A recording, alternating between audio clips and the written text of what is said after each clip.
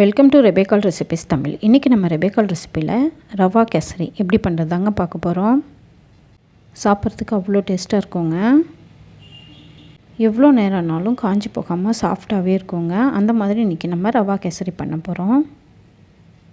நான் சொல்கிற அளவுகளோடு செய்து சாப்பிட்டு பாருங்கள், டேஸ்ட்டு சூப்பராக இருக்கும். இப்போ எப்படி பண்ணுறதுன்னு பார்க்கலாம். ஒரு கடாயை சூடுபடுத்திக்கோங்க. அதில் 1 டேபிள் ஸ்பூன் நெய் சேர்த்துக்கோங்க. நெய் சூடானதும் கூடவே 1 கப் ரவை சேர்த்துக்கோங்க. வறுத்த ரவை, வறுக்காத ரவை எது வேணாலும் சேர்த்துக்கலாம். சேர்த்துட்டு ஸ்டவ்வை சிம்மிலே வச்சு வாசனை வர அளவுக்கு வறுத்துக்கோங்க. தீஞ்சிடக்கூடாது, நிறம் மாறக்கூடாது. இப்போ ஸ்டவ் சிம்மில் வச்சு ரவையை நல்லா வறுத்தாச்சு. இது வேறு ஒரு பாத்திரத்தில் சேர்த்துக்கலாம். இப்போது அதே கடாயை வச்சுக்கோங்க. அதில் 1 கப் ரவைக்கு 3 கப் தண்ணி சேர்த்துக்கணும். கரெக்டாக இருக்குங்க. நம்ம எந்த கப்பில் ரவை எடுத்தோமோ அதே கப்பில் தான் தண்ணியும் அளந்துக்கணும்.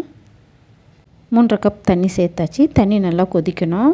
இப்போ தண்ணி நல்லா கொதிச்சாச்சு. இது கூடவே கொஞ்சமாக ஃபுட் கலர் சேர்த்துக்கோங்க. இது ஆப்ஷனல் தான், நீங்கள் தேவையில்லைன்னா ஸ்கிப் பண்ணிக்கலாம். கூடவே 1 சிட்டிகை உப்பு சேர்த்துட்டு கூடவே நம்ம வறுத்து வச்சுருந்த ரவையும் சேர்த்துக்கலாம். ரவை சேர்த்துட்டு நல்லா கலந்து விட்டுக்கோங்க. கட்டி தட்டாது. ஸ்டவ் சிம்லே வச்சு கலந்து விட்டுக்கோங்க.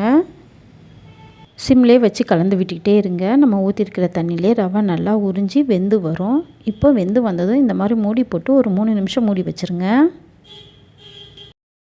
இப்போ 3 நிமிஷம் ஆயாச்சு.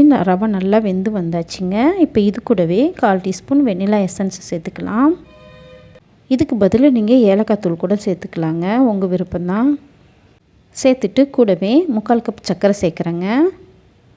1 கப் ரவைக்கு 3/4 கப் சர்க்கரை கரெக்டாக இருக்குங்க. உங்களுக்கு ஸ்வீட் இன்னும் கொஞ்சம் அதிகமாக வேணும்னா 1 கப் சர்க்கரையாக சேர்த்துக்கோங்க. சேர்த்துட்டு இந்த மாதிரி நல்லா கலந்து விட்டுக்கோங்க. கைவிடாமல் ஒரு 2 நிமிஷம் இந்த மாதிரி கலந்து விட்டுக்கிட்டே இருங்க. கூடவே 1/4 கப் நெய் சேர்த்துக்கோங்க. 1/4 கப் வாசனை இல்லாத எண்ணெய் சேர்த்துக்கணும்.